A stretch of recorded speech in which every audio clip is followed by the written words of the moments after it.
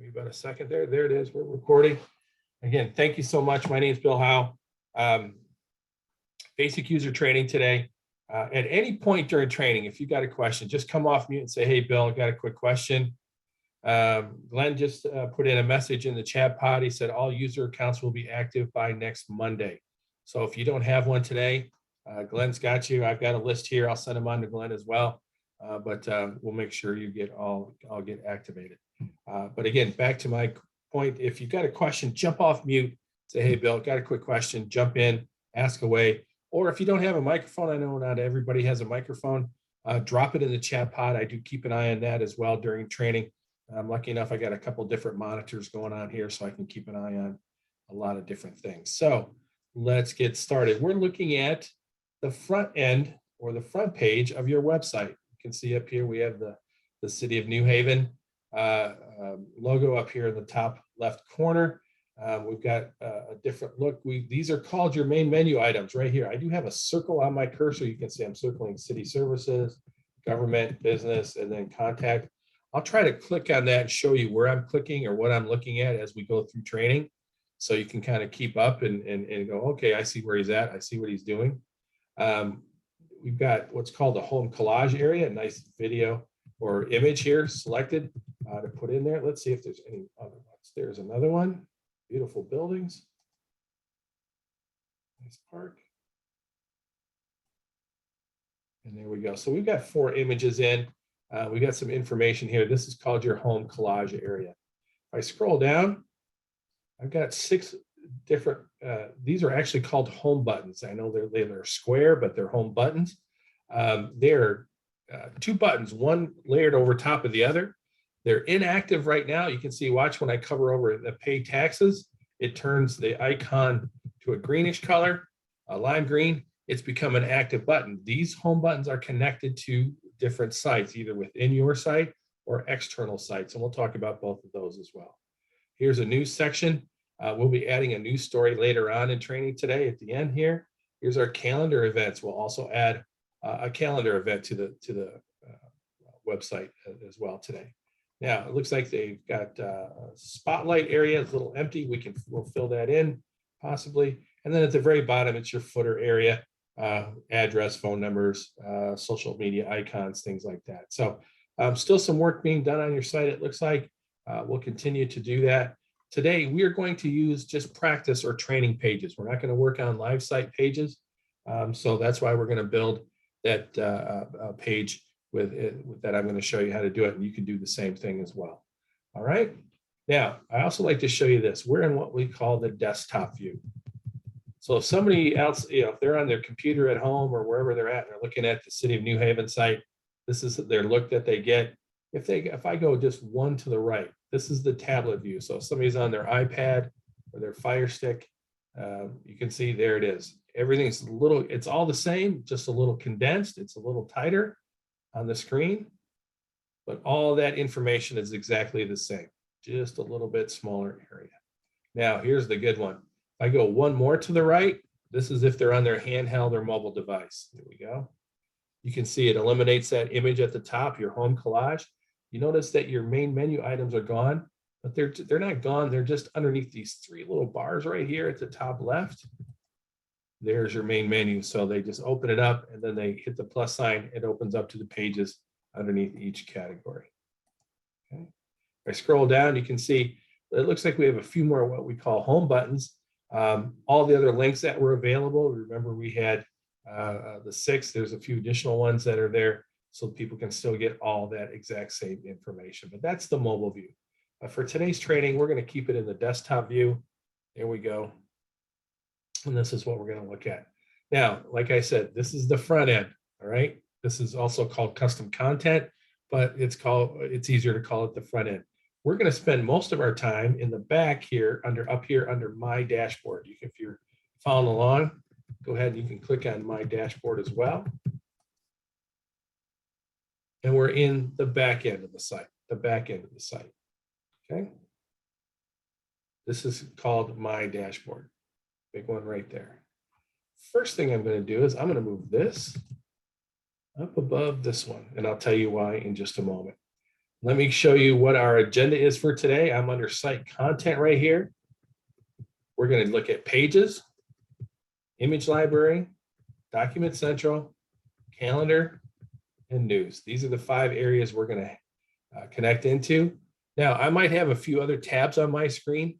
If you don't have them, that's okay. That's just how your profile is set up. I just have a few more because of my login as a system administrator.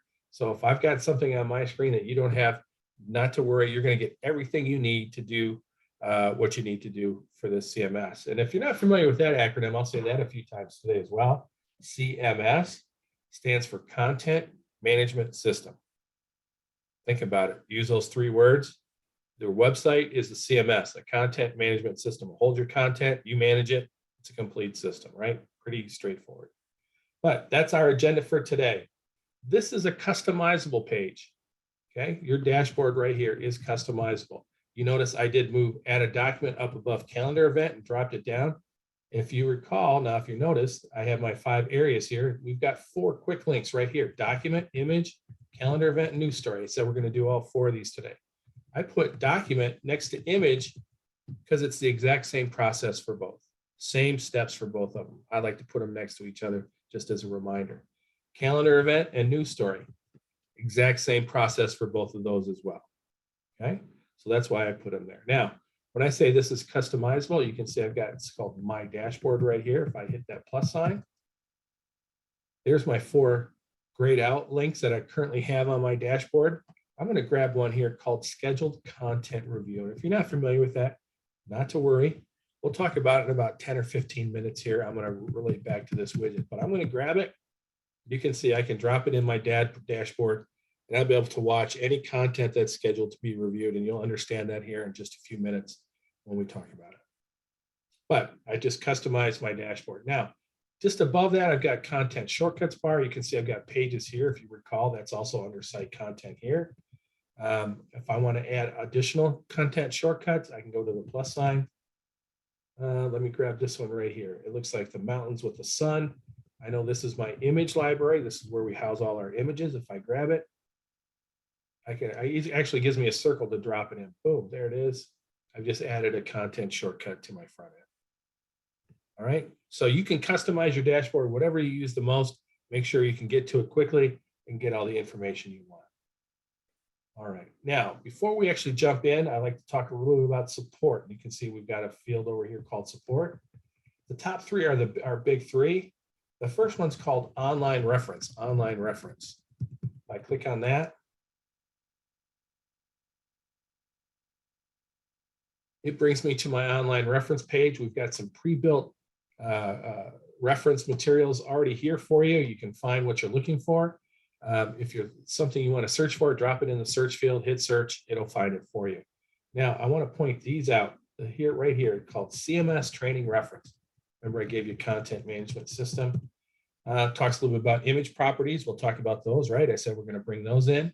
I'm going to click here where it says see all articles, all 8 of them.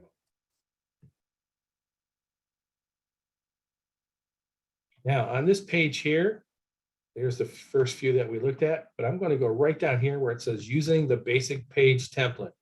This is actually what we're going to do today. We're going to build a basic page. We're going to talk about templates. We have quite a few of those for you to pick from, but we'll just use the basic page template to get our start. Right below that, it says Web Content Accessibility Guidelines, or in parentheses, you can see WCAG. It's actually WCAG 2.0. Now, these guidelines, these are guides and rules that we need you to follow as you're building your website. If you've never built a website, these are going to be nice principles to know. I'll talk about them as we go through training.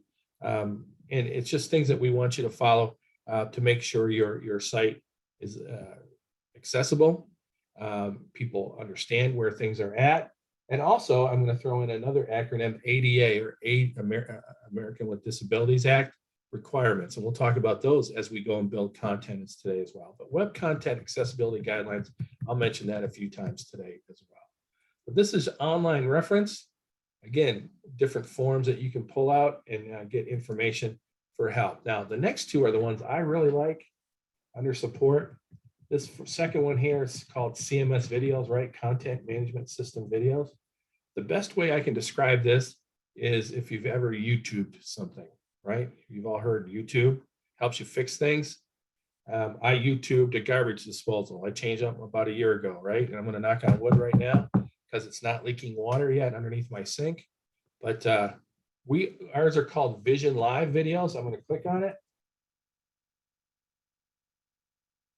And I want to point out, we've got a list of all these different titles. And right here, it says add and edit basic items. This is kind of where this is our sweet spot for today.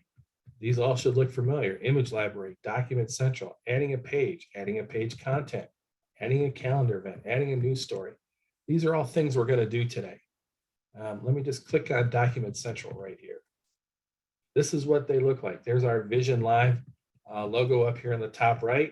There's the title, How to Use Document Central. Again, if you ever used YouTube, hopefully this is kind of familiar for you.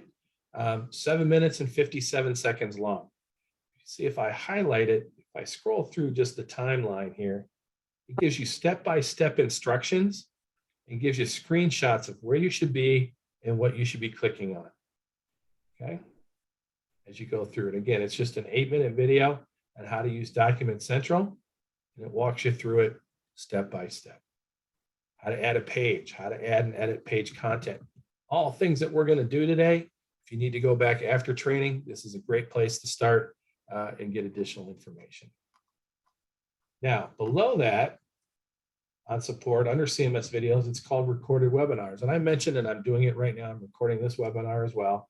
So you can come back and look at this one. But we've taken a few topics and we've recorded specific webinars for those topics. Again, a little bit longer, anywhere from 45 minutes to an hour long, but we've put some topics together to make it easier to use. And you can see right here, this is what we're doing today, page templates. I'm going to talk about widgets. And if you're not familiar with widgets, not to worry, we're going to talk about them and I'll show you what they are and how to use them. Pages and content, document central and image library. Do you recall just a few minutes ago, I said exact same process for adding a document and adding an image. We put them together in this, what we call the power hour sessions right here. So again, we've got those CMS videos for you to watch. We also have some recorded webinars for additional information, a little more in depth. And it talks a little bit more about complementary information too as well that goes along with that content. Now, I don't want you to think, well, what's the rest of this underneath under support? The first one here, or the fourth one down here is called suggestions and ideas. We do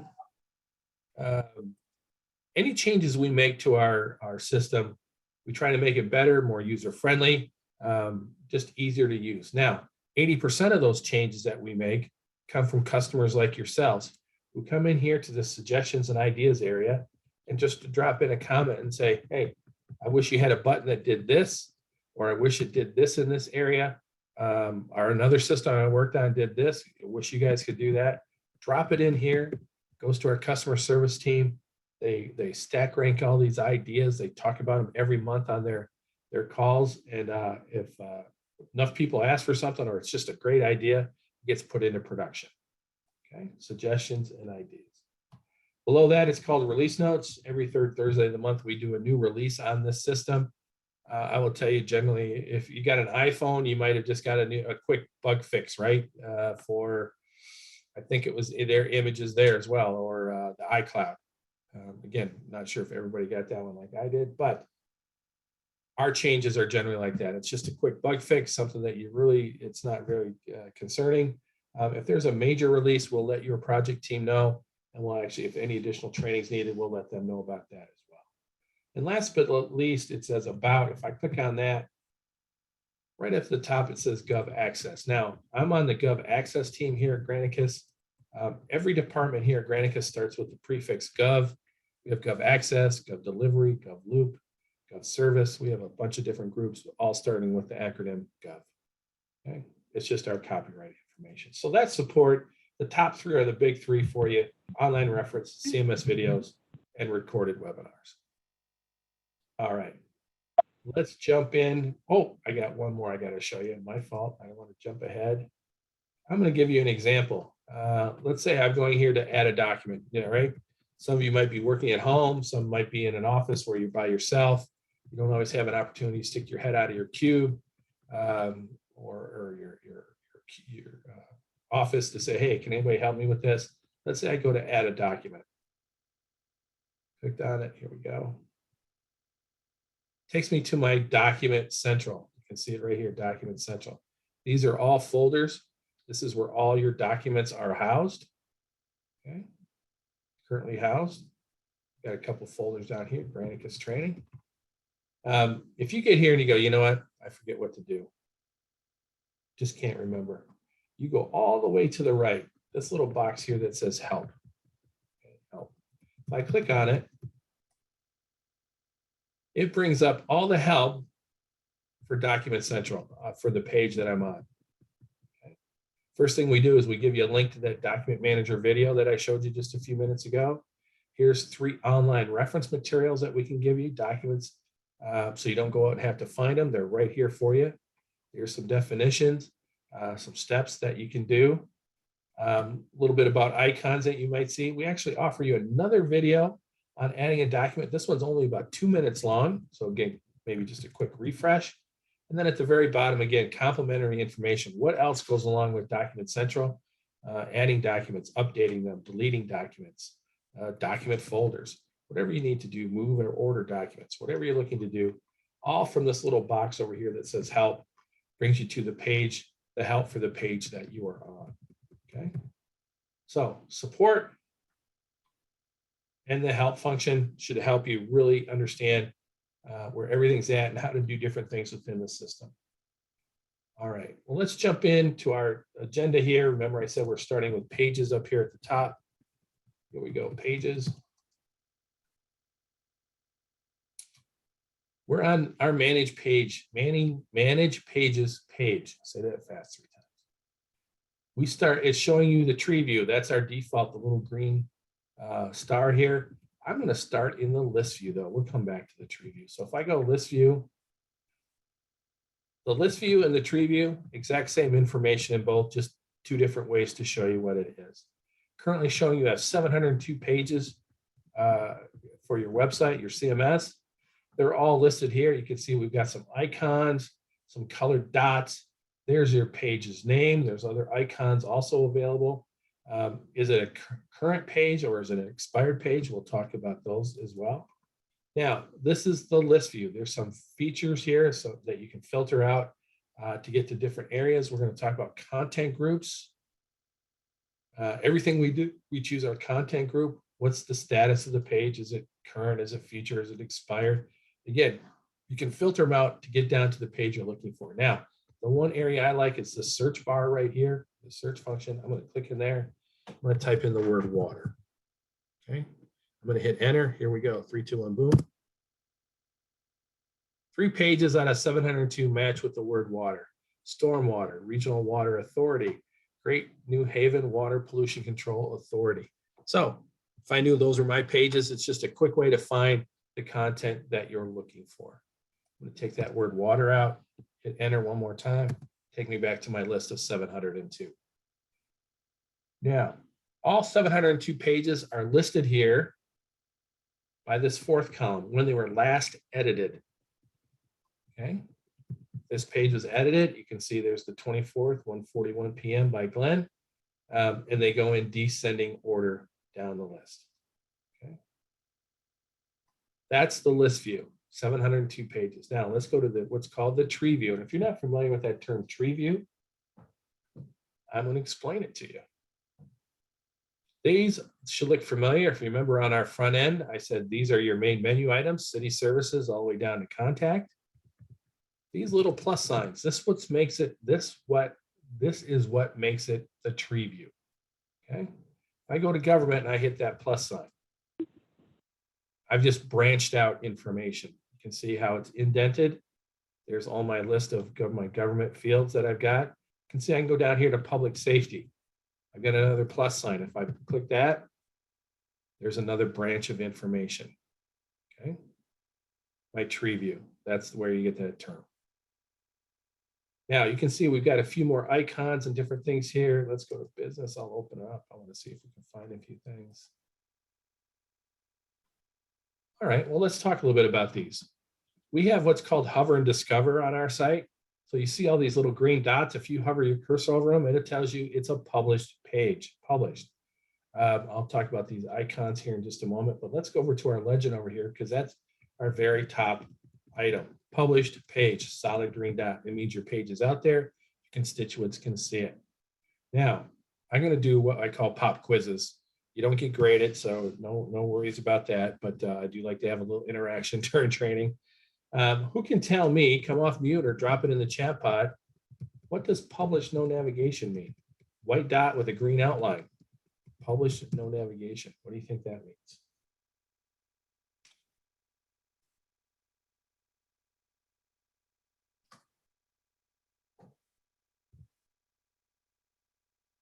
See if anybody gets it.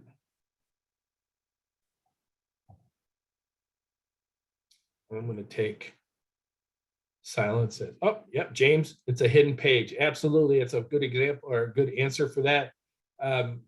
This is a page that's not either in the main navigation field or in the side navigation field. You have to link to it. It's a hidden page. You have to put a link on a page to let somebody get to this content. James, perfect answer there. Winner, winner, chicken dinner. So we have published and published no navigation, right? Two different colored dots here. Now, below that, we've got draft and draft no navigation. And I call this a little periwinkle blue. Anytime you start building a page from scratch, or you take a published page and you put it into edit mode, okay? You want to change the content on the page. The page then goes into what's called draft mode. It'll turn that green dot into a periwinkle blue dot, all right? You make your changes to that page, you edit the design of that page. Those changes are not visible until you hit publish again. That page will still be visible out there, but only with the content that was there before. So any changes you make, you have to make sure you hit publish again, turn the periwinkle blue dot into a green dot to make sure it's published one more time.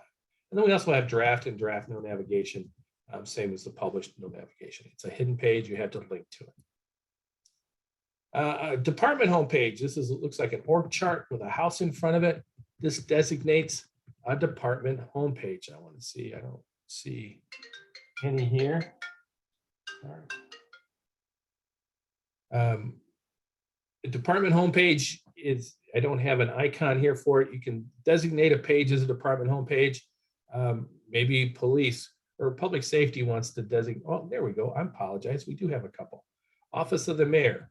There's a department homepage. Departments and divisions, department homepage, and boards and commissions up here at the top. So these have been designated as department homepages, and they have content underneath, kind of indented off those. You can see boards and commissions. There's my indentation, and then again the other trees of information. Below that, it's called an expired page. That's supposed to be a little calendar with lines on it. 99% of your pages will not have an expiration date on them, okay? They're always going to be out there. They're always going to be visible for everybody to see. There are those exceptions, though, that you might want to, I call them one-offs or special projects that you only put out there for a short amount of time, and then you want to come down off your website. I'm looking to see here. Well, I use things like, let me use the library, for example. Let's see a library function here, but let's say you've got a library organization, and I go back to December, and they might be doing a special project at the library every year called Story Time with Santa. Okay, so on December 1st, they put that page up on your website. It lists all the libraries that are doing Story Time with Santa. It gives all the dates, the times, the ages, what books are being read, right? Any information you need for Story Time with Santa. But that program is going to stop on December 23rd, right? Santa goes back to the North Pole. So that Story Time with Santa from December 1st through December 23rd, we want it to expire off the website. So on the 23rd, we want it to come down off the website. So that's an expiration date we can put in.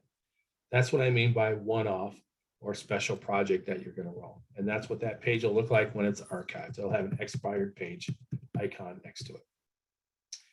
Below that, it's called page with future published date. That's supposed to be a clock right there. To me, it looks like a little Mercedes-Benz logo. But you can build a page with a future publish date. Maybe you got to put a page up on January 1st, but you're building a new page now for February 1st. We can put that date on there. March 1st, April 1st, whatever you need, we can build it in the future. And the best example I can give for that is if you've ever bought theater tickets or concert tickets, right? They advertise for a while and they say tickets go on sale Friday at 10 a.m. Well, at Friday at 10 a.m., you go on the website and you wait for that page then to publish to their site. That's a page with a future publish date. You can actually pick the time you want it to publish as well. Lock pages. You'll notice today when we start building pages, if you build a page with me, a page will be locked and will have your name. Unless you're using the basic user profile, then it will say locked by basic. Your name will be associated with it. We have two types of users in our system. We have the basic user and we have a super user. Now, you'll get the profile that's perfect for you. You'll get everything you need to build the content and do what you need to do with the site. But if you're a basic user and you build content, your page is locked with your name. What this does is it locks it. It doesn't allow other basic users to come in and update your content. Okay. But the caveat here is if you have the super user profile, you're able to go in and unlock content at any time and update it if necessary. So you'll see that on a few pages today, locked page. All right, members only page. It looks like 3 people here. What this is, and I always make a bad training joke. I always say you don't have to have the jacket to do this. Don't know if anybody gets that reference, but I chuckle on the inside. Anyway, members only page. You can build content that you only want certain people to see, right? We can build a members only group that only they can see that content. I had a group this morning that I worked with. Their members only page was for employees only. And they were putting out open enrollment information or anything they wanted to get out just to the employees of their county. It could be the mayor and city council. I've seen that done before as well. A city administrator who does the agenda for the city council meetings would put the agenda out on the members only page for the mayor and city council. The mayor and the city council members could go in and look at it. They could say, hey, this is a great agenda. Let's go with this one. Or could you add this to it or take this away from that? And once they got consensus, they would post it out for everybody to see. Okay, members only page. Below that, it's called subpage addition, restricted to this content group. Now, if you're not familiar with content groups, you will be. This is something I'm going to just kind of gloss over. I don't think it's necessary. We've actually asked them to take this out. So we're not even going to talk about it. But the bottom one we're going to talk about, redirect page. That's supposed to be a person holding a chain link. Okay, a person holding a chain link. What a redirect page is, there's actually 2 options for a redirect page. It's either an internal redirect or an external redirect. And what this means is we can send them to another page within the New Haven, Connecticut website, or we can send them off the New Haven site to another URL that we put in. Now you can see we've got a few of these over here. I've got Board of Alders right here. If I hover over it, it gives me nav ID equals 165. Right away, that tells me this is another internal redirect, right? Nav ID always means internal, and then the 165 is the page we're sending them to. Okay, I go to municipal code. That's an external redirect. You can see it starts with an HTTPS. There's only 2 types. So nav ID internal, HTTPS external. This one's sending them out to library, municode.com, Connecticut, New Haven, and so on. Budget and financing, internal. Let's see, we got fire, internal, police, internal. Emergency management, all internal. We've only had the one external, bids and contracts. All internal except our municipal code. There we go. All right, so that's a little bit about our legend, some of the icons and different colors and things that you're going to see. Let's build a page. I'm going to go to list view.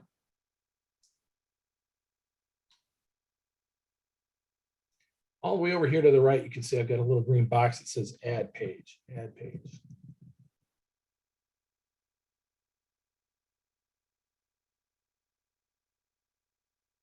This is also a tree view if you're not familiar. It doesn't have to always be a plus sign. It's a little right facing triangle. Again, if I just click on it, it opens up. These under contact, I have staff directory and sitemap. If I go to city services, you can see how it adds in the different ones there. Okay. Now, what I want you to watch though is this white area all the way at the bottom of this box. I'm going to click on the word contact, right? The heading contact, the main menu item contact. Boom, there it is. Now, it gives me 4 options of where I want my page. This is your first big decision. I can add a page above or a page below. That means it would be above, if I go a page above contact, but below business. If I do a page below, it's just going to be below contact in this order right here, a new main menu item. That's the new page. Okay. Now, I've got subpage at top or subpage at bottom. I've highlighted contact, so it's talking about these two right here. I got staff directory and sitemap. These are subpages under contact. Subpage at top would put it right above staff directory. Subpage at bottom below sitemap. Now, I want you to think about this as well. If you put a page out there and say after a few weeks or a month or so, you go, you know what? It should really go underneath this heading or underneath this area here, or it could be a subpage here. We can move a page at any time. No worries. You can always move it. So I'm just going to highlight contact. I'm going to put my subpage at bottom. It's going to be right below sitemap. If you're building a page along with me, I'm going to ask you to do the same. Choose contact and put it a subpage at bottom. First choice that we made. Now I mentioned contact groups and I said, everything we do, you have to choose your content group. Well, here's your first choice. Here, first time you have to choose our content group. Drop it down. There's my complete list of all our different content groups for New Haven, Connecticut. Now, here's the thing. If you only have 1 or maybe 2, you might have default and animal shelter or default and city clerk. That's okay. That's the way your profile has been set up. That's where you're going to do your work. I'm a system administrator, so I have access to all the content groups. Now for today's training, I'm going to use the content group admin right here, right under the first one under default, admin. Okay, I'm going to go continue. Here's a new kind of feature. It's about 2 months old here at Granicus. We're excited about it. But I'm going to scroll down first. You can see it defaults to what's called all account templates. This is our second big decision. What's the layout of my page going to look like? What do I want it to look like?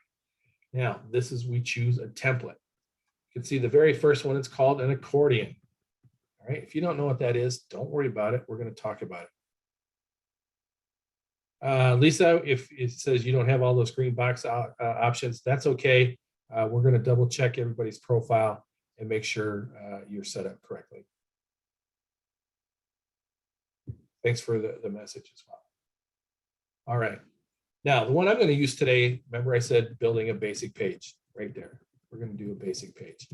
I've got quite a few here that says basic page copy. Now, when we do super user training, those of you who are super users might be on that. We're going to talk about how we can adjust these templates and give them a different name so we know what they are. Now, what I'm looking at here, though, is you can see the name of the template, okay, basic page, accordion. The layout is at 2 columns. I also have, you're going to see a 1 column. There's a 3 column. Let's see, do we have a 1 column? Probably on the next page. But it also shows you how many are in use. You can see that basic page, that's the most popular one. Now, if you recall, I think we had what, 702 pages, 709 pages? It's showing 964 in use. Half of those are templates, half of those are pages. So there's probably about 400 or about 450 or so basic page templates, pages on your website right now. Now, that's all account templates. I want to go all the way over here to the template library, though, template library. This is what's new from Granicus. Again, just over 2 months old, I believe. We've pre-built some templates for you. We actually give you a live preview so you can see what they would look like on your site. Okay, if I scroll down a little bit, there's 21 of them. And we even give you an idea of where we've seen them used or where we think they might be best used for. Again, you can use them for any page within your site. If it looks good, it doesn't have to be a courts template. It doesn't have to be a city clerk and council template, okay? These are just suggestions. Now, there's 21 of them. There's 2 pages. I'll go to the second page. I scroll down, you can see I've got a police or sheriff page that might be used. I've got trash and recycling. Okay. Again, pre-set up. And what's cool is, and I'm going to go back to my first page and I'll show you the one I like to use. It's the second one here, city clerk and council. Okay. I'm going to put my cursor down farther. But on my city clerk and council, right below the title, it talks about the widgets. And again, if you're not familiar with widgets, we'll keep talking about them and showing you what they are. But this one's telling me it's got a title widget on here. It's got a content areas widget on here, image tiles widget, an image widget, an accordion widget, and a calendar box widget. So quite a few widgets for you to work with. And I'll show you what those are right here. What I mean by that is I'm going to go live preview.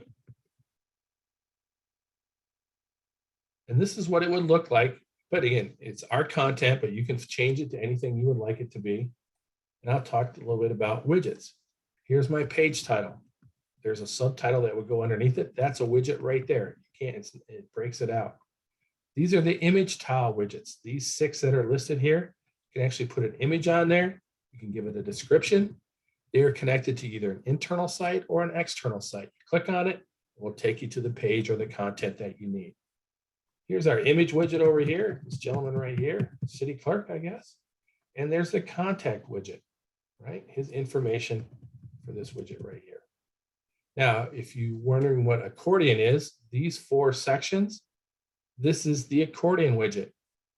I always call it the content area on steroids because you can condense it down. You can see I got 4 sections, but I can put a lot of content in each one. These are in what's called closed state.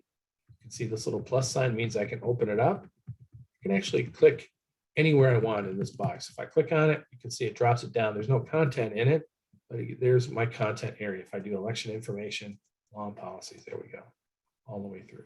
Now they're in open. You can see there, to close them up, I just click on the negative. There you go.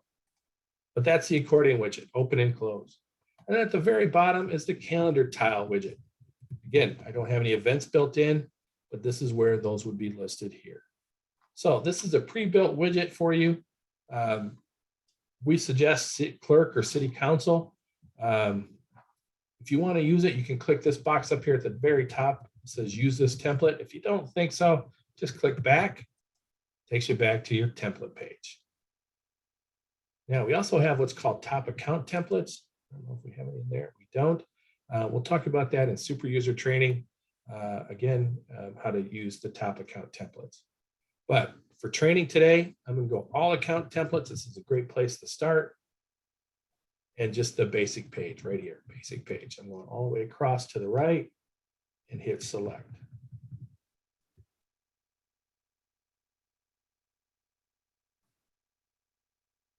Did it move? We're going to select. There it is. All right. I've made a few big decisions, right? Where's my page going to go? What's the template going to look like? Here's my content group. Remember, I chose admin. There's my basic page template. That's what I chose. Now, if you recall, when I showed you online reference materials, I talked a little bit about WCAG or Web Content Accessibility Guidelines. Well, here's our first guideline that we need to follow. We've got navigation name listed here, and right below it, I've got title. Now, WCAG rules state, or guidelines state, that your navigation name and your title should be the same or similar, meaning what's in the navigation field, either the main navigation or the side navigation, should match up with what's on your page title of your page.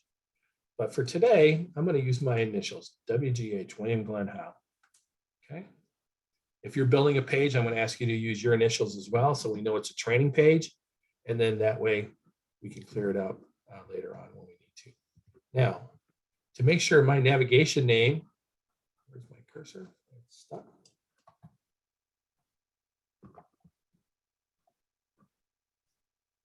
There we go. I don't know what's going on. I'm going to just tab it down. So I've tabbed, I hit tab, so my navigation name and my title are now the same.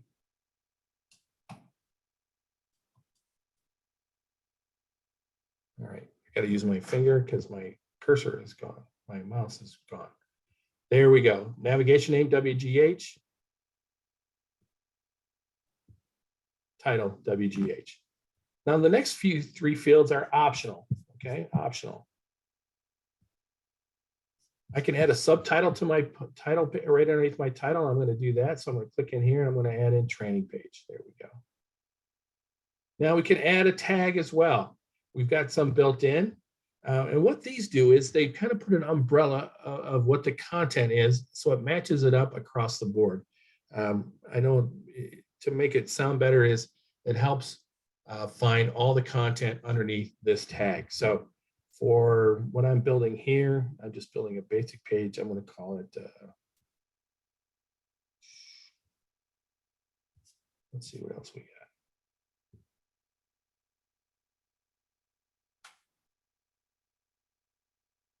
Oh, yeah, I did culture. We'll do culture as a tag. Now, members groups. Am I building content that I only want people in my a certain members group to see? Right? We talked about members groups, how you can build content and you can put those people in that group and only they can see this. Nope. This is for all my constituents. I'm going to leave this blank. Now, there are 4 sections that we're going to work with here. Oh, sorry, I'm using my fingers. Summary. We're going to go to the channel section. We'll do department branding section and then the SEO section. I'm going to go back to channel. Sorry. There we go. Now, everything in this field or this section is optional, but it's all very important. Okay. First thing is, do we need to put a publish date on here? I can build content and hit publish today, so I don't have to put any date on it. It'll just publish right now. I can put remember we had that future publish date, but I've got options here. I can click on my calendar. I'm going to pick today's date. You can see I can do future. Remember I said Friday at 10 a.m. I can pick Friday right there, the 28th. I have a little clock that'll give me a time. I can find 10 a.m. There it is. So this page I'm building today will not publish until Friday at 10 a.m. Okay, page with future publish date. I'm going to publish it today, so I'm just going to click back on the 24th and put it back at midnight. Now, I did mention 99% of your pages will not have an expiration date. Remember, we talked about that in the icon section with that expired page icon. So if you're building a page of content that you want to leave out there for everybody to see, we're never going to put in an expiration date. It's just going to be out there. It's never coming down. But if this is one of those one-offs or special projects that you only want out for a certain amount of time, then we do put a date on there so it then will expire off the website. Now, because this is a training page I'm building, I'm going to have it expire on Sunday the 30th at midnight. There we go. Now, my next 4 pages here, or 4 defaults are already pre-checked. The top 2 go hand in hand, showing main navigation, showing side navigation. Okay. They're already checked. This means it's going to be a published page. If I uncheck these boxes, I've now created a published page with no navigation. So my WGH will not be in the main navigation field. It won't be in the side navigation field. I have to link to it. Remember, James mentioned a hidden page. It's a hidden page. I have to put a link on a different page to get to this. I'm going to leave it checked though, so you can see what it looks like in navigation. I'm going to throw it out there if anybody on the call might know this. Are you doing any kind of analytics on your site, pulling any kind of metadata by chance? See if anybody knows. Bill, we have Google Analytics. Perfect. Thanks, Glenn. Appreciate it. So always leave these boxes checked. When he just mentioned Google Analytics, what it's going to do is going to pull information about where did people find this content? How long were they on this page? What other pages did they go to, right? Everything that gets tracked about people using your site. If a page expires, does those 2 boxes expire with that? Right, until you then, if you want to bring it back the following year, right? If we do Santa again next year, they're again, they don't go away, they don't come off, but that page is no longer in the analytics. It's not being tracked because it's now no longer visible. Does that make sense, Rebecca? So if it has an expired date, but show in site search results is checked, it will no longer be something that's Googleable, because we have a lot of old expired things that show up in Google searches on our current website. Yeah, it'll come down. It can still be searched, but it won't be up on your website, right? Because it's So been if we archived. if we expire it and then we don't want it searchable, we have to come back in and detoggle that box. Right.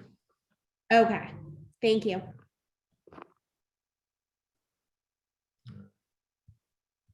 Now, if you recall, this next one, you see it says schedule review right here, schedule review. This is scheduled content review. Remember that widget I dropped down on the website? I said, we'll talk about it in about 10 or 15 minutes. Well, here we are. This gives you an option. You can see it does show no review. I drop this down. Come on, drop down. There it is. Gives me 5 options: monthly, quarterly, semi-annually, annually, or a custom date.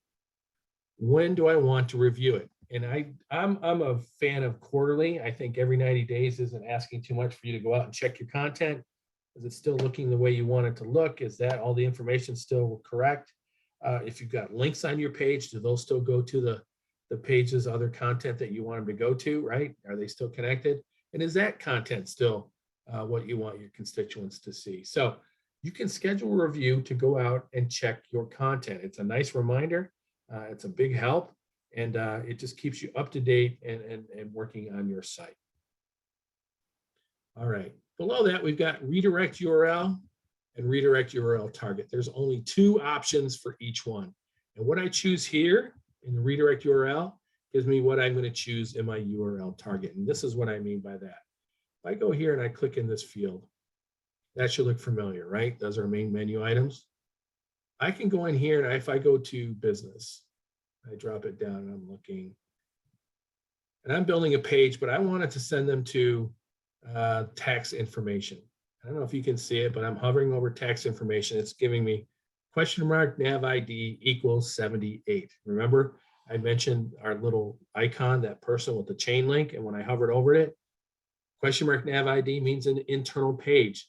So if somebody clicks on my WGH, my William Glenn Howe page, we're going to send them to this tax information page, page 78. Okay, it's going to go to tax information right away. I don't have to build content. I don't have to do anything. It's automatically going to send them there. Now I can also take this out. I lost audio. Can you not hear me? Yay, nay?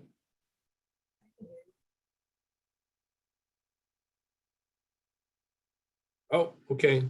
Thanks, Melinda. All right. Now,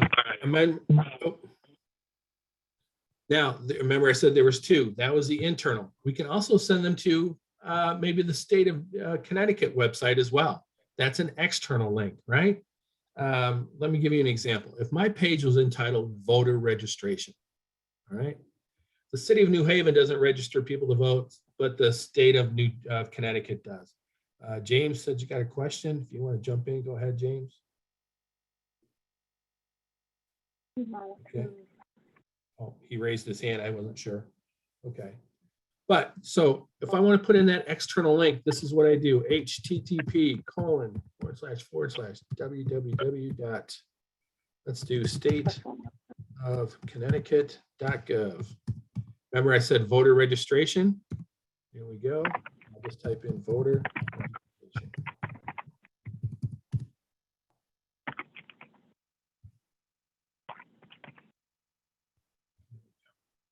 So there's my link, my redirect.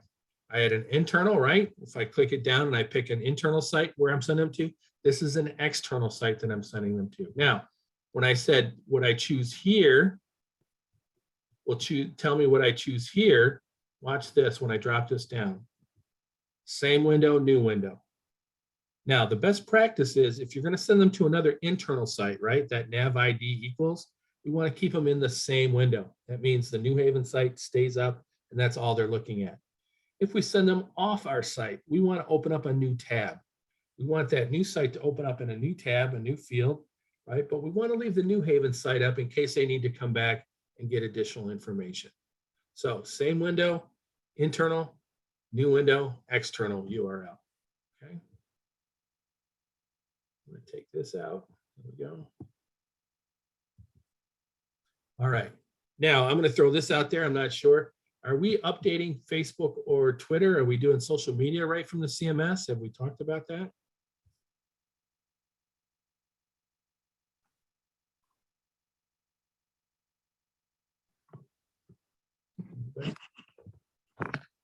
We have a direct Twitter update. It's connected to the engineering portal.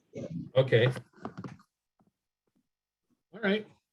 So we can do that. We can talk about it. We'll talk about it in super user training as well, but we can also update Facebook or Twitter right from the CMS. We can do a page, a calendar event, a news story, a form, online poll. Those are the 5 options that you have. All right, let's go next section. Remember I said there's 4 sections we're going to. Now we're in department branding. Again, all optional. Do I want to brand this by department? If there's a certain department I work for, I can do that. You can see I can scroll here. I'm just going to use the admin department, right? That's my content group. There it is. Again, it just puts it underneath this umbrella. It doesn't change anything about the content, doesn't change where it's located. It's just saying it's under this department heading. Let's go to the last section. Here's your next pop quiz. Again, come off mute or drop it in the chat pod. Who can tell me what SEO stands for? SEO.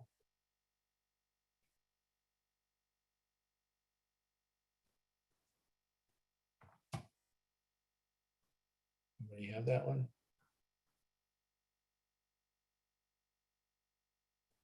See if anybody Googles it real quick. There it is. Gina's got it. James has got one word of it. It's search engine optimization. Thanks, Gina. Perfect. Search engine optimization. How can we help search engines, and think of Google or Bing or DuckDuckGo, right? Search engines, find content on our website.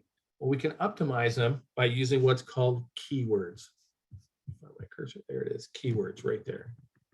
And here's a good example that I can give you. So let's say you got a page entitled Waste Management. Somebody might go to Google or Bing or another search engine and say, when's garbage pickup? Or when's trash? Or who can tell me about recycling for New Haven, right? All words that people might type in to find content. And we do that by what's called meta keywords, okay? Now, I'm of the school that more is better. So I say use your keywords. Again, you can see they're optional. Help those search engines find it. There's also people who say it doesn't really help, and they give me example. They say, think about Google. And again, Google's awesome, right? It's intuitive, it's intelligent. It runs an algorithm for every letter you type into the Google field. It's trying to think, what are you trying to type, so it can pull that content really quick, right? It's almost instantaneous.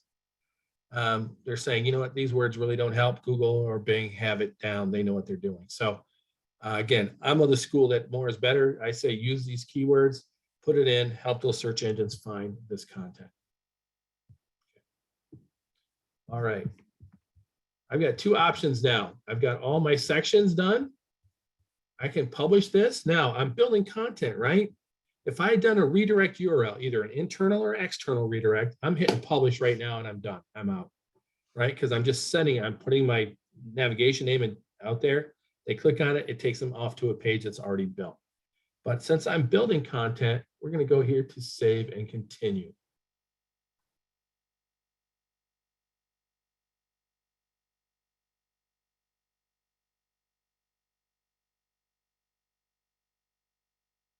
All right. Now, I want to show you a few things. We're in what we call edit mode up here. You can see it right here. If I scroll my cursor down, there's my main menu item. Now, this is my basic page. Main menu at the top, side navigation to the left, right? This kind of mint green box, and my content area here to the right. If I scroll down, I have a page title widget. Remember, I already filled this in. I gave him my page title. I even put a subtitle on there. So there it is, WGH and training page. And then I have my content area. We're going to come back to this in a second. I go up under contact. There's my main menu navigation, WGH. Over here, side navigation, WGH. Remember, if it's published no navigation, this wouldn't be here. and this wouldn't be here. I would have to link to my WGH page from another page within the site. All right, it would not be available to click on and open up. All right, let's go to our content area. Now, for us to build or design our page, we fill in content in our content area. We go all the way to the right. We're always looking for this little white wrench right here, this little white wrench. The white wrench means work, it means design, detail, whatever you want to call it. If you hover over it, it says setting. I like to call it work. So I'm going to click on the white wrench, and it opens up my content areas box. Now, a lot of icons up here at the top. A lot of them are universal. If you ever use Microsoft at all, you'll notice quite a few of these. The first one I always like to point out, this first one, the Ajax spell checker. You can see the ABC with the check mark. And I always say, please, please, please use your spell check before you post any content out to the website. I don't know what it is, but people love to let you know that you misspelled a word, you used the wrong version of your or their. So please use spell check before you post. And when I mentioned universal, you can see we can find and replace, we can cut, we can paste. I can go over here, I got bold, I got italicized, I've got underlined. I can put background color out there. I can align left, center, right. I can justify the whole page. I can indent, right? Universal options for you to use if you use Microsoft. These are all familiar. But there are a few icons up here that you probably haven't used, and those are the ones we're going to use today. But the first thing I'm going to do is I'm going to type in a few things in here, and this is where we're going to start. I'm going to type in heading 2. I'm going to go heading 3. Underneath that, I'm going to do number 1. Al's got a good point here too. Spell proofread too, since properly spelled words can still be incorrect for what you're writing. Absolutely. Thanks, Al. Number 2, let's do bullet 1. Bullet 2. If you're wondering what I'm writing, you'll understand in just a moment here. We're going to get it for you. Let's do external link. External link on this page. Let's do an email link. Let's do an internal link.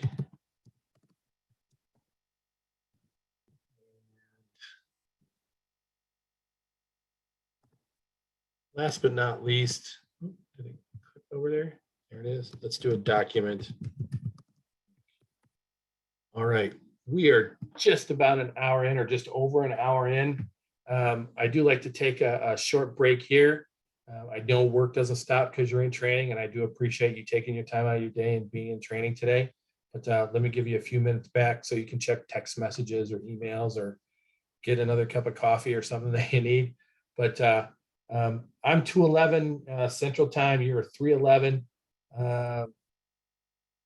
Let's go 14 minutes. How about we're back at 25 past the hour, 25 past the hour.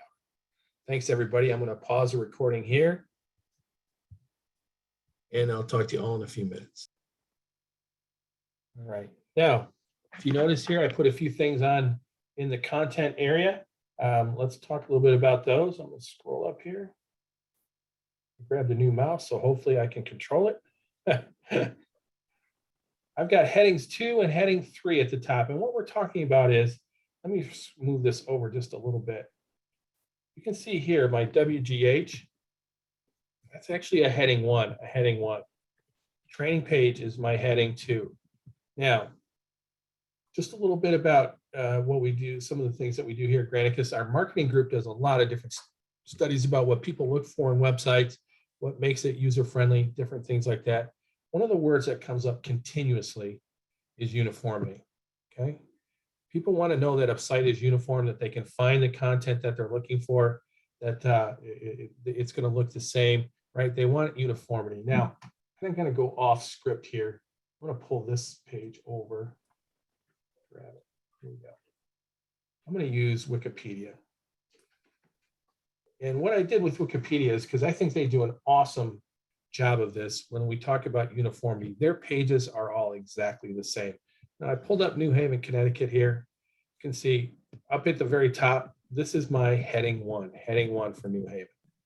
when I scroll down, come on, scroll down. You can see history is now my heading 2. The font's a little bit smaller, same style, but below that, you can see pre-colonial foundation as an independent colony. That's a heading 3. So we've gone heading 1, New Haven, Connecticut, history heading 2, pre-colonial heading 3. A little bit smaller font, but now it's bolded. Let's see if I scroll down just a little bit. Again, another heading 3 as a part of the Connecticut colony. If I scroll down, I want to see if we go back to, these are 3s.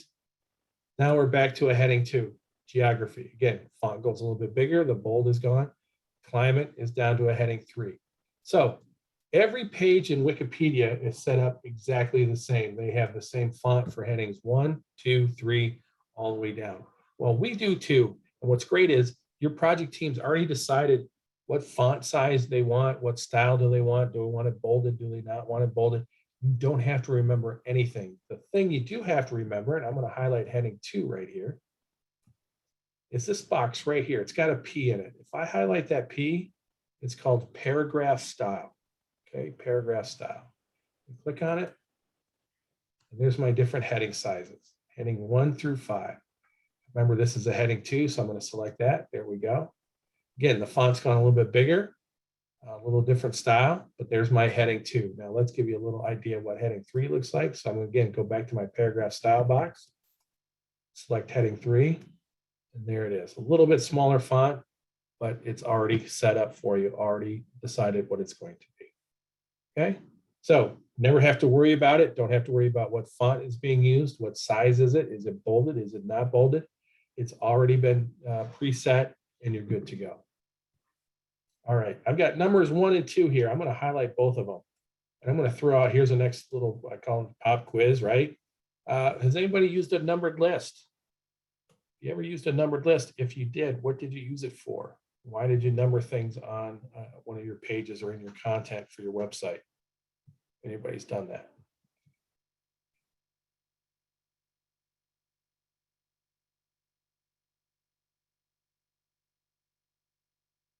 Let's see if anybody's got one.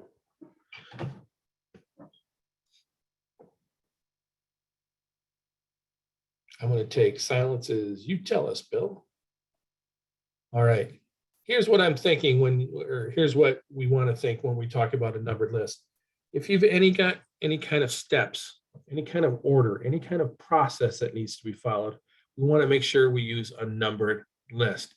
Now, to number them, it's this icon right here. You can see it's got a little 1, 2, and 3 with hyphens next to it. If I highlight it, it says numbered list. Okay, I'm going to click on it. There, it numbers my entries. Okay, steps, order, process. Here's an example I always like to talk about, again, personally.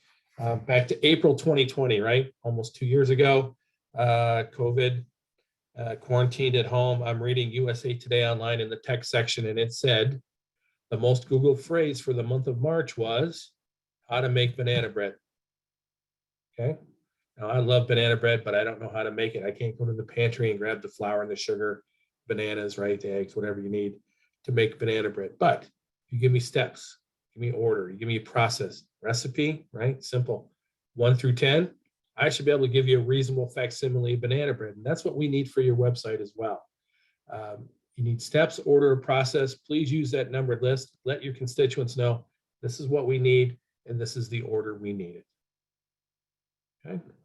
Next ones we've got are bullets 1 and 2. And that same question I'm going to throw out there is, have you ever used bullets on your website? And your next pop quiz is going to be in the chat pod. Let's see who can get this acronym. You can tell me what TLDR is. TLDR goes right along with our bullets.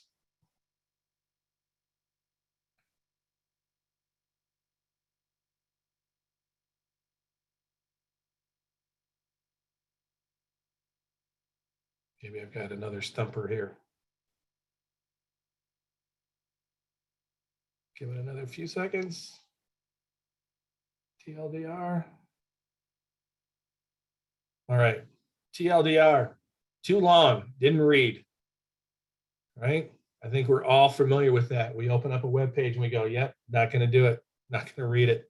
I'll just call or I'll email or I'll figure out something else. I call it the wall of words, right? You open up a web page and it's just all kinds of words on your page. And you're like, yeah, there's probably good information in there. Don't have the time to do that. Well, we don't want our constituents to do that either.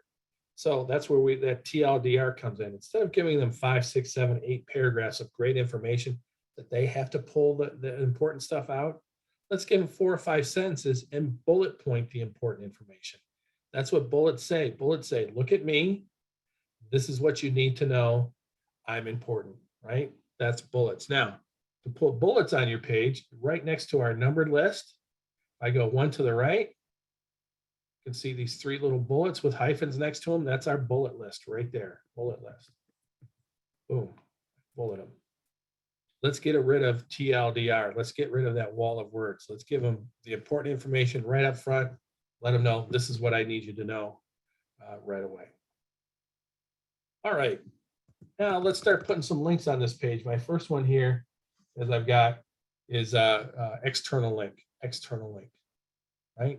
I gave you that a little bit earlier. We talked about redirect to an external link right away. Now, let's say my page is still entitled voter registration, okay? But I want to put content on my page, but I'm going to give them the option to go out to the state of Connecticut site to register to vote. Now on my page, I'm going to put polling locations, ballot box drop locations, how to become an election official, anything you need your people to know about voting registration or even voting, we can put out there. But we also want to give them the option to go out and register to vote. And to do that, we do what's called an external link. And that is this icon right here. It looks like a globe with a chain link in front of it. It's called the hyperlink manager. Let me highlight it. There it is. Hyperlink manager. Okay. External link. So if I click on it, defaults to hyperlink. There it is. There's my first field. It gives me my URL. It already starts with the HTTP. Where do I want to send people to? And I can type in www.state.connecticut.gov. And remember, we said voter registration. There we go. Now, we can probably all read that and understand where we're going to send people to. We have to think about WCAG and ADA compliance, okay? Let's say someone's sight impaired and they have a text-to-speech application on their device. So if they scroll over a link, it reads it to them. Now, if this is the link we put on our website, it's going to read HTTP as a word. It'll stop at that colon. It'll read www as a word, okay? It'll read state of CT as all one word. And also voter registration is one word because there's no space. All right, so it's not ADA or WCAG compliant. Now, we have below here called link text, the second field. It's blank. Anything I type into this second field here, this link text field, is superimposed over top of my web link, okay? So I can type in something, let me put in here, how about, this is where you register. All right, what I've just typed in here is going to be superimposed over my URL. Now, I also want to point out the target. Remember, we talked about same window, new window. It already defaults to new window for you, right? We're sending them off our site to a new window to that state of Connecticut site. We don't even have to worry about choosing that. So again, I'm going to click OK. And there's my link. Now, if you can see, it's a little bit different color. It's kind of a royal blue. It's underlined, indicating it's a link.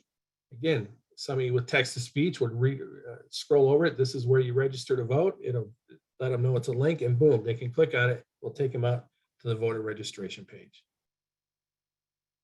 All right. Email link. Next one I've got underneath here. Why I put external link and email link together. It's because if you noticed, on the hyperlink manager up here, right, our globe with our chain link in front of it, hyperlink here to the left, I go all the way to the right, there's email. I want to put an email address on my site. First field, there it is, address. What's the email address? I'm going to do, how about Joe at waterandsewer.com. Joe's our guy at the water and sewer department. Okay. Now, I can put this on there. It should read it okay. People should understand that that's an email address, but I also have a link text box, link text, right? Superimposed over top of the email address. I could put in something like, for additional information, email us. Okay, I'll click OK. And again, there's my new link. That's going to go to my email address. If they click on this link, it'll open up their default email application, either Outlook or Gmail or whatever they're using. And we'll put joe@waterandsewer.com in the to field. They can fill out the rest and then send their email into you. Okay, so there's my two links, external link and email link, both using the hyperlink manager. Now, my next link here is called an internal link, right? If we want to give somebody the option to go to another page within our site, which is great, because I always call it complementary information, right?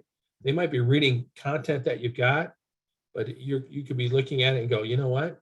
If they're reading this content, they might also want to know about this content on a different page. And we can put a link to that on there as well.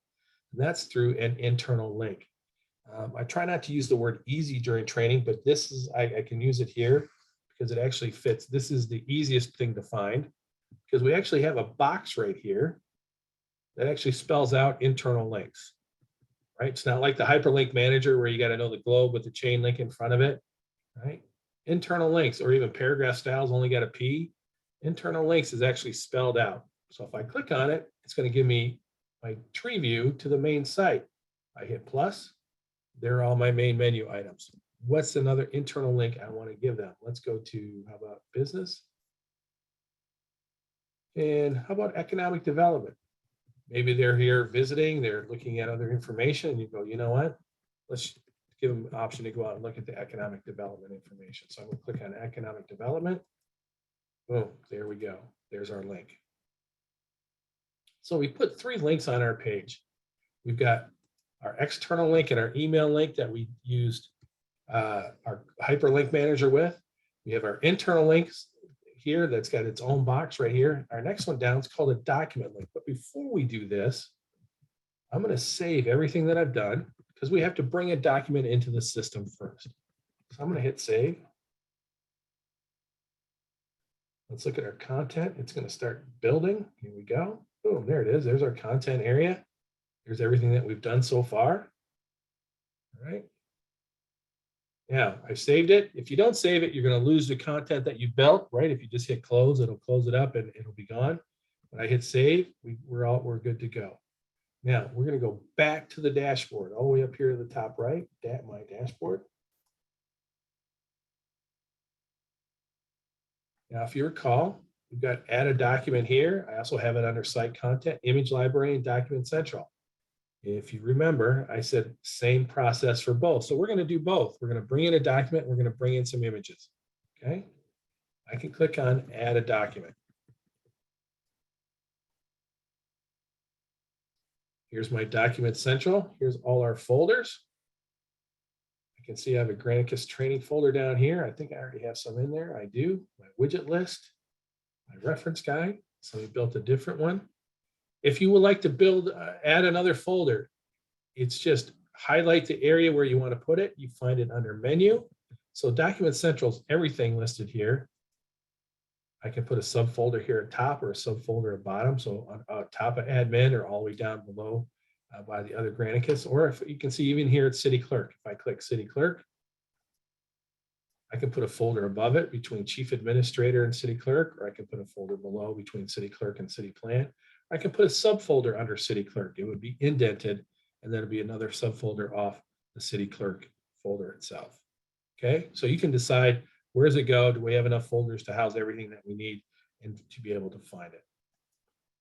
All right. Well, I've got my Granicus training folder up. Let's see what's in Granicus folder. Oh, we've got one there. Somebody brought one in. Let's put documents in my Granicus folder here. So there's my document name. That's the one that's in there. I go over here to the right where it says add documents.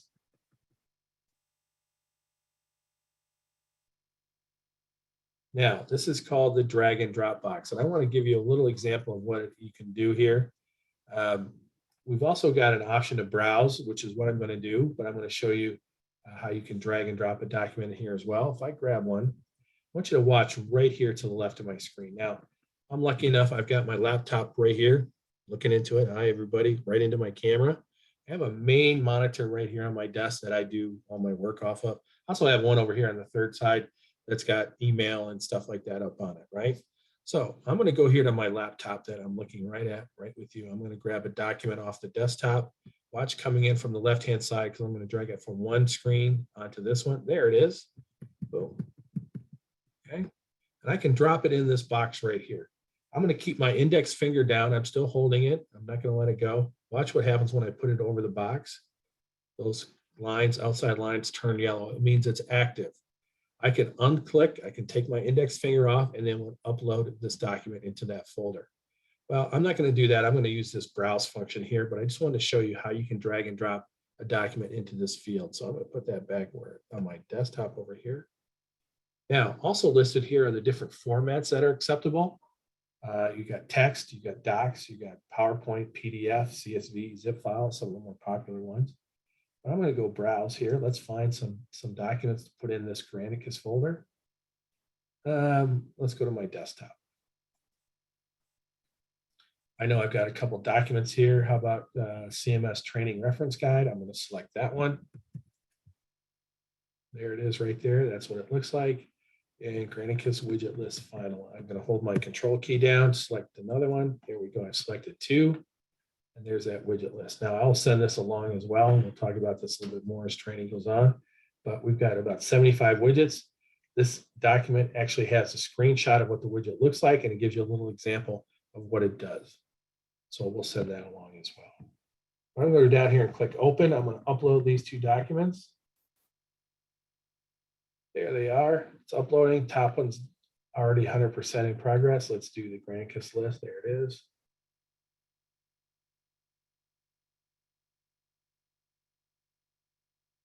Not quite done yet, just a couple more steps. Remember, I said we have to choose a content group for everything. Well, here you go. This is where you choose your content group. What content group is going to have control over these documents? Well, I'm going to go admin. There we go. They're both going under the content group admin, so I'm going to go select all. Now, if I brought in two documents and I can put them under two different content groups because I'm maybe bringing them in for somebody else. I can do that, but I'm going to put them both under admin. Now we have a requirement down here. You can see a little asterisk always means required, right? It has my document name. Now I want you to look at this.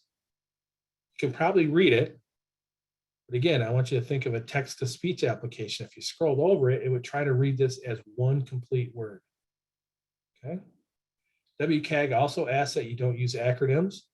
I'm guessing everybody there in New Haven, you can all have some great conversations. You can pepper it with acronyms that you use at work, and you understand what everybody talks about. It doesn't also, but you got to think not all our constituents know all our acronyms as well. So let's type this out. So what I'm going to do is I'm actually going to go in here instead of CMS. I'm going to type it out.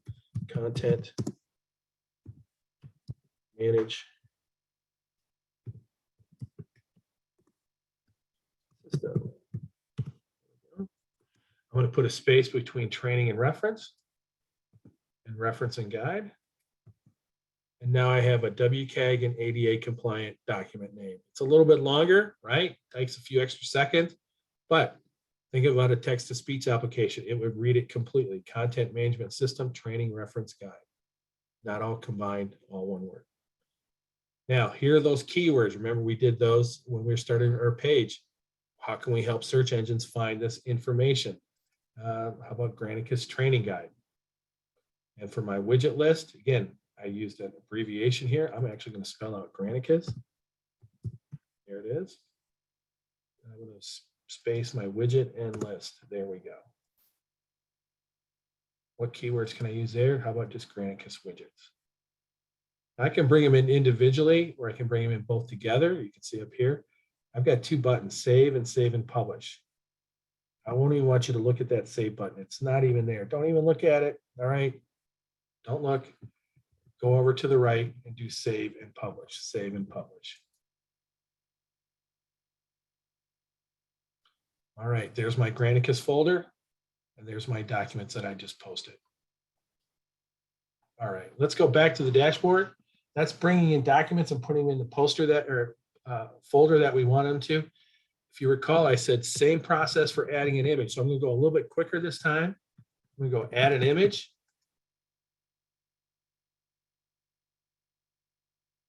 Again, there's all our folders that we've got listed here. Here's my Granicus training folder. Got a few images in there. Again, we can add a folder anywhere we need to, but we've got one that I'm going to fill in. Let's go here to the right, add images. I can do the same thing with my image like I did with my document. I can drag it and drop it into this box here, right? And it will upload. Excuse me. I can also browse as which one I'm going to do. But here are the formats that are acceptable. JPEGs, GIFs, bitmaps, a few of them there for you. Let's go browse. I'm lucky enough, I've got some images here on my desk. I got a folder called images. Let's click on that. Now, I also want you to point out, I'm not sure how you all get your images. Do you have a communications group, or how do you get your images? Everybody just supply them?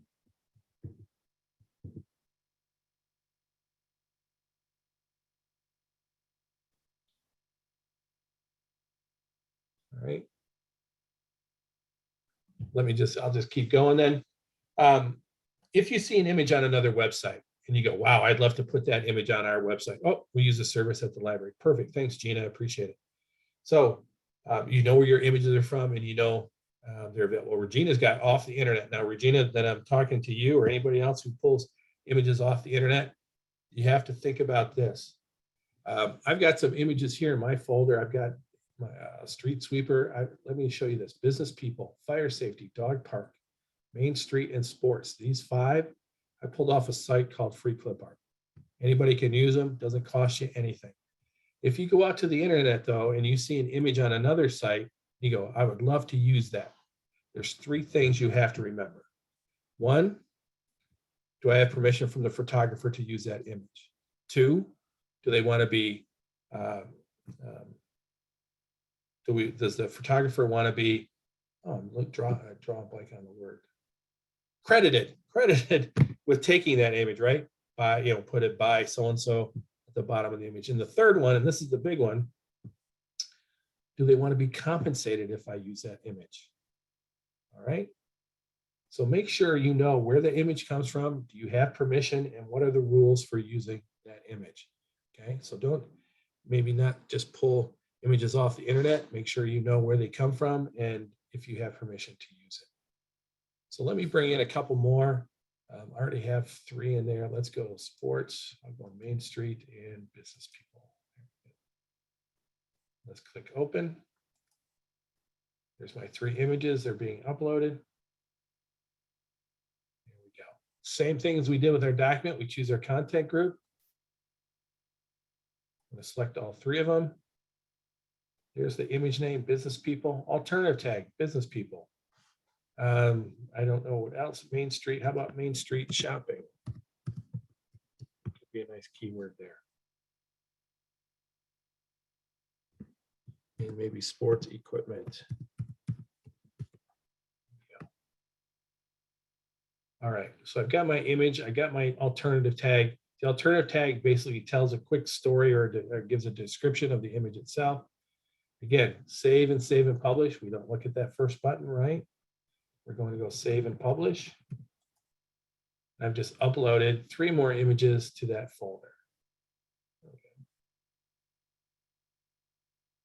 All right, back to the dashboard. Now I've uploaded a document, uploaded an image or a few images, right? A couple of documents. Let's put them on our page. Got one here from Glenn. Images used are royalty free or contracted with a local marketing vendor. Perfect. Thanks, Glenn. Appreciate it. All right, let's go out and find that page, my page that I'm building. Remember, we go to tree view. I can also go to contact. Remember, I put my page right down here at the bottom. There it is. I can also go to the list view. Remember, I said they're always here by when they were last edited. Okay. Again, if you scroll down, you can see I've got a lock here for departments and divisions. That one's locked for Glenn. Got one here. Susan. Lisa, there's mine. It'll say locked by me.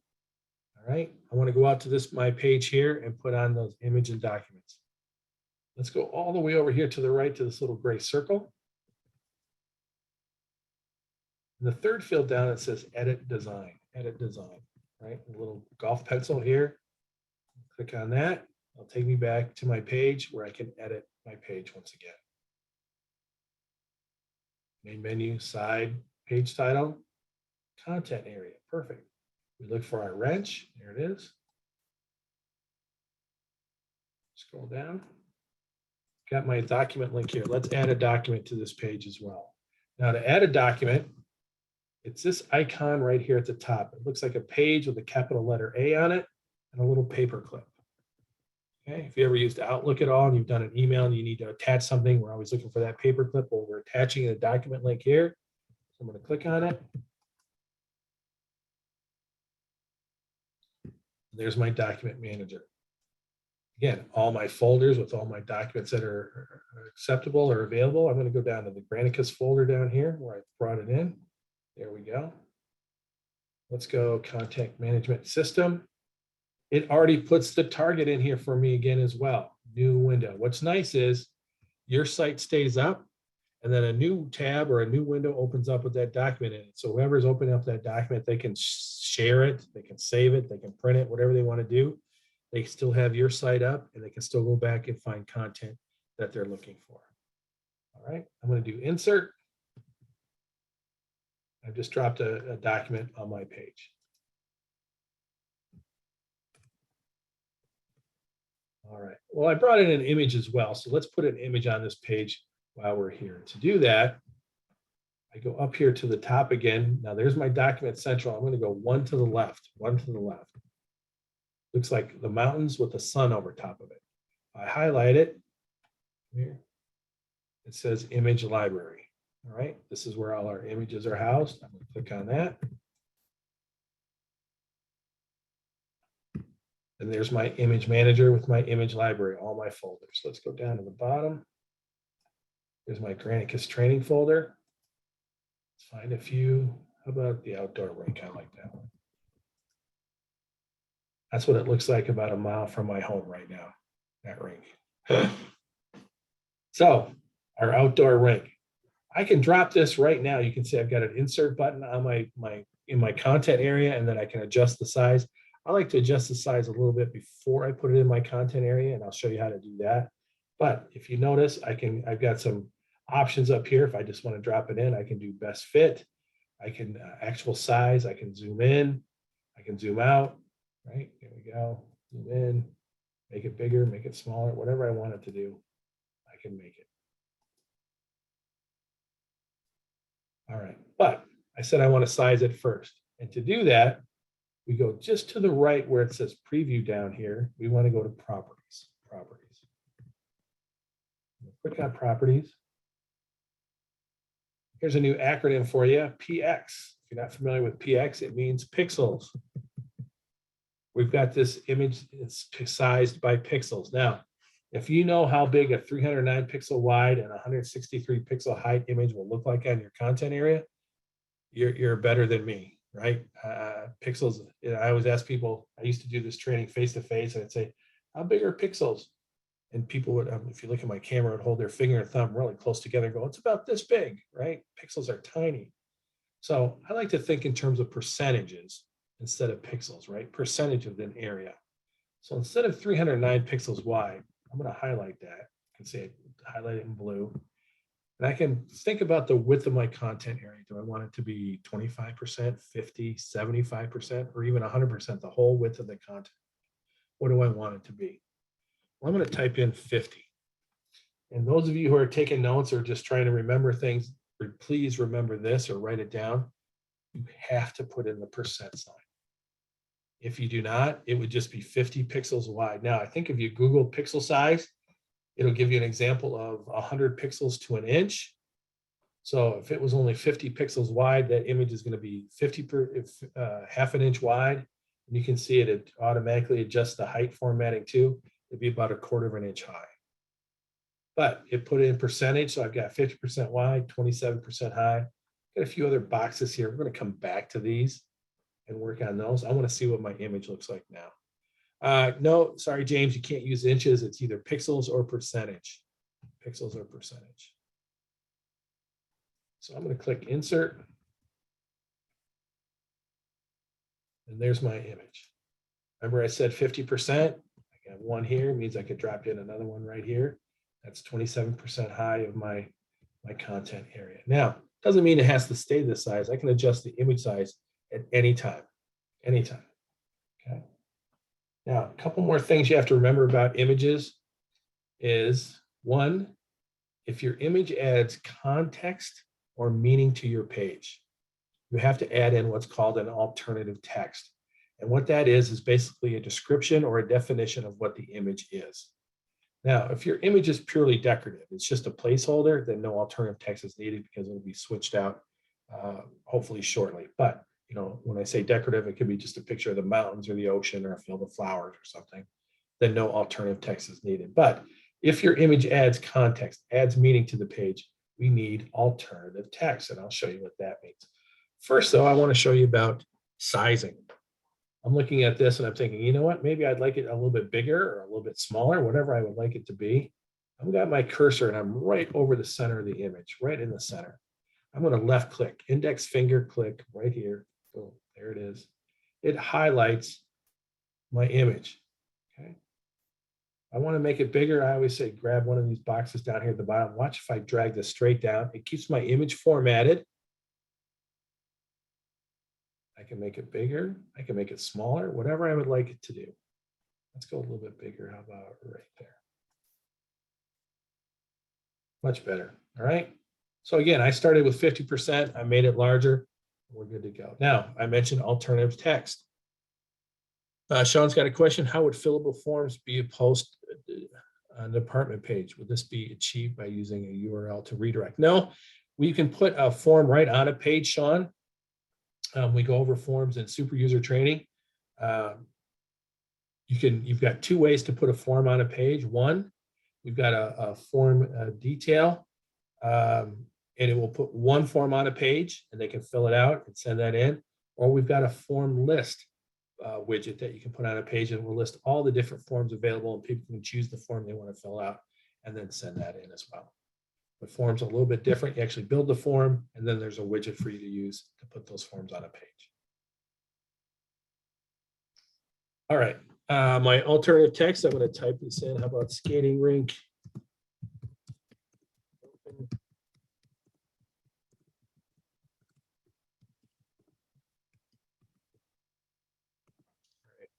A little more text, so I'm going to actually highlight this, copy it.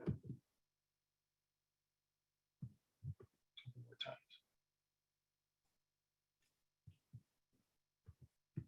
There we go. So there's my alternative text. Now, it doesn't look great.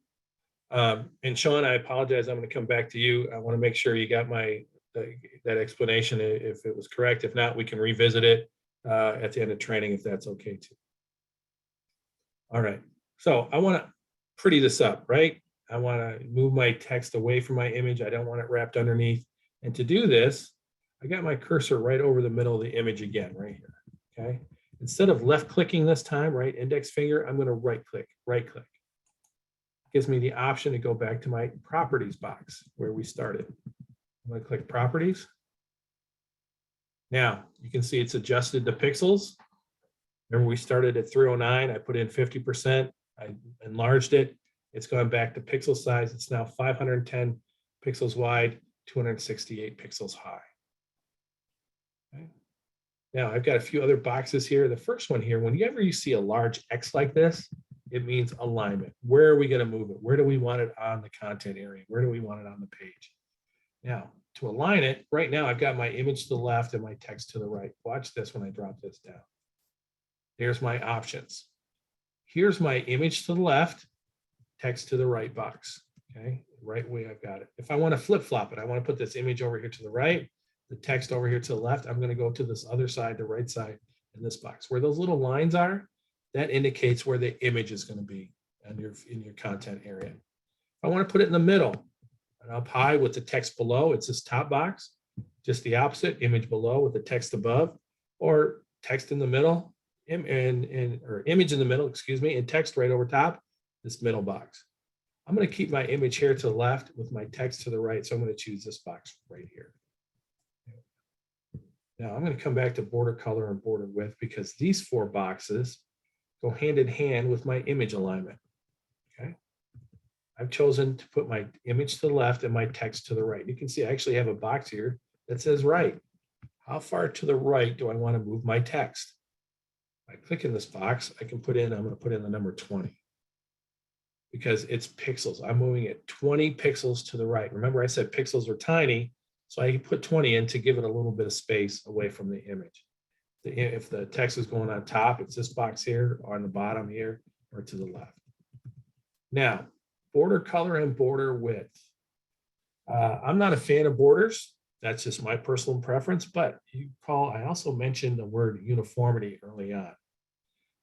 Same thing with images. You would have to be uniform with your images. If you put borders on in one image or a couple images, you should put borders on all your images, right? It needs to be uniform.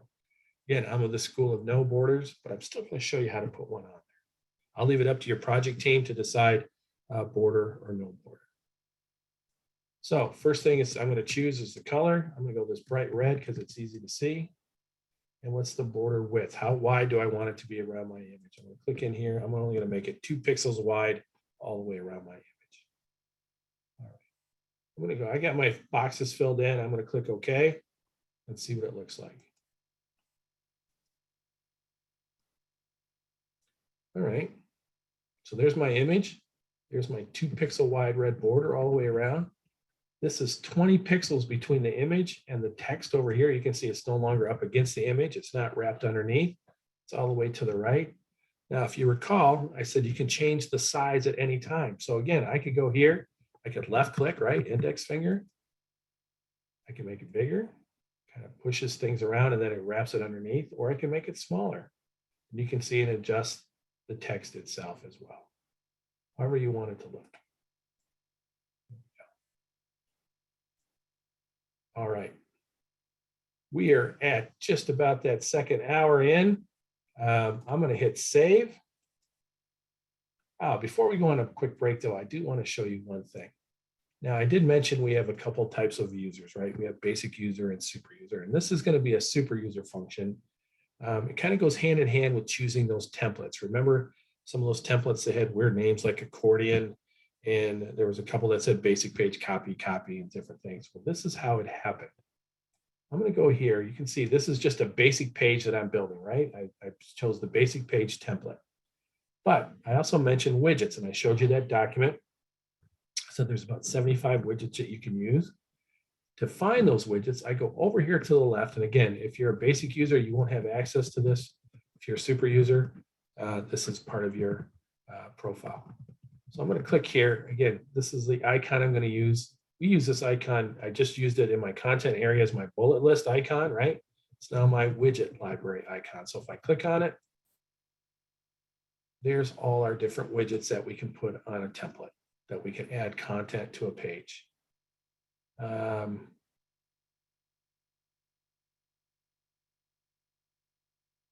to think what we just talked about. Oh, forms. Right here. So you can see I've got a form builder detail, Sean. That will show an individual form.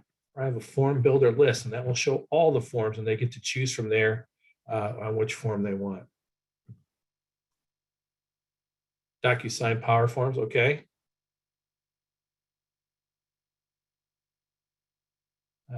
All right, we'll figure that out for you as far as getting that DocuSign Power Form pulled into the system. Our forms are, it's not, we don't build DocuSign forms. We'll talk about it, Sean. We'll make sure we get you taken care of. All right. Let me say, I want to add I'm going to put an accordion widget. Remember, I talked a little bit about that earlier, and I showed you what it was, right? The different sections that you can use.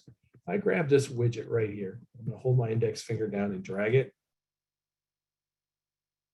You can see I got a box to drop it in. There we go. I'm going to drop it in. It's going to ask me if I want to change my template name. Absolutely. Because I just changed my template. So I'm going to go basic page with accordion.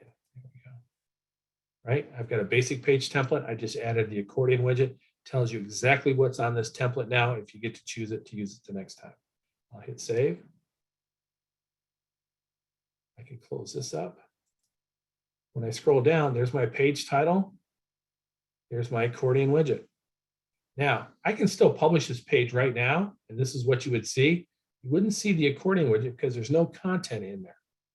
I'm going to give you a quick idea of what accordion widget looks like. So if I go here to my little wrench, right, where I was looking for that white wrench, I'll give it a title. I call it test. It asks me, do I want to put an icon? An icon is another name for an image, right? We're going to pull from the image library. Yes, I want to put an icon in the front of each section. Currently, I've got a maximum of 12 sections I can build. If I want to make it larger, I can do, say 13, 15. I want to keep it down below. I can make it 10, whatever I would like to do. I'm going to do 3. Okay, 3. Let's do my first one. So I'm going to find an icon first. Let's go browse. I'm going to go all the way to the bottom to my Granicus training folder. Let's do dog park. Yeah. The title is dog park. Now I can put in a description as well. Watch what I do there. Now default state shows open. I'm going to start it in closed. Closed. Now to add my description, I go to my golf pencil, my edit function right here, the little pencil. This should look familiar. Content area, right? I said each section is a content area. So for my dog park, I can put in, how about please?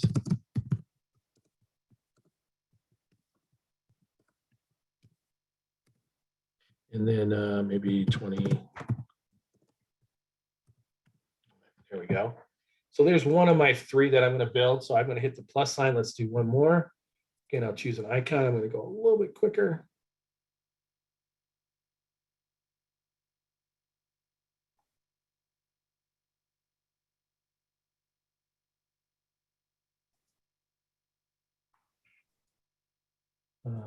Let's go, we'll call it library week.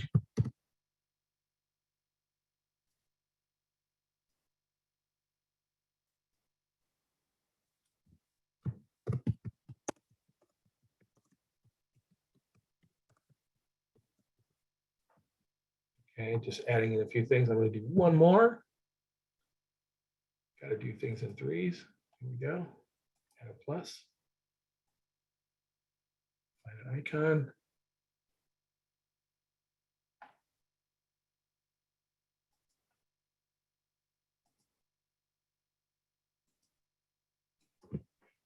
Do coffee with a cup. There we go.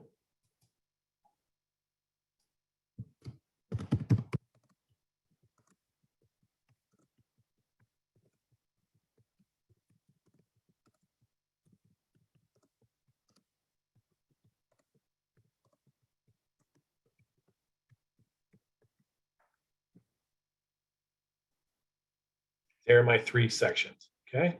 I'm going to hit save. I'll fill it in. There we go. Boom. There's my accordion widget. Now, if you recall, I put it in closed status. See, there's the plus sign that says we can open it up, or I can click anywhere in any of this box here, any box. So if I go coffee with a cop, I click on it. There's my content. Library week. Boom. Dog park. This is the accordion, right? Open, closed, open, closed. There you go. There's the accordion widget, and I added and I changed this template. All right, this is where I'm going to take a second quick break. Let's just do, how about 13 minutes? Let's be back at 25 past the hour again. We'll let you a final break of the day. I'll pause the recording one last time.